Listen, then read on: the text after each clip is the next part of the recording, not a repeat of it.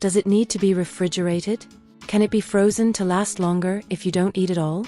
Below are some tips on how to store acai pulp to prevent it from spoiling too quickly.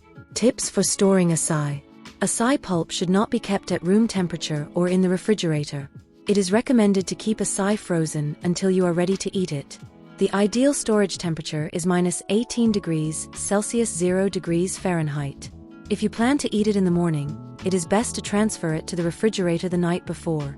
This way, it will partially thaw but not become too soft. If you have time in the morning, leave it at room temperature for about 20 minutes to scoop out the needed portion. Do not leave acai in the fridge for extended periods. Return it to the freezer, or it will spoil. Frozen acai typically lasts 6 months or more, provided there are no temperature fluctuations during storage. Avoid repeated thawing and refreezing, as this will alter the texture and flavor of the acai. If you consume small amounts, buy smaller containers to avoid thawing large portions repeatedly. If you buy a large acai pulp container, thaw it just enough to scoop out portions, divide them into smaller containers, and return them to the freezer. How to tell if acai has spoiled. Pay attention to the color of the acai. Its natural color is purple. When oxidized due to air exposure, it turns dark wine purple and then dark brown. When it becomes brown, the flavor changes, turning sour with a grainy, sand-like texture.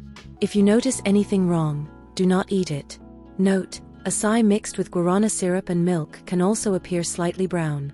In this case, you'll need to check the taste and texture to determine if it has gone bad.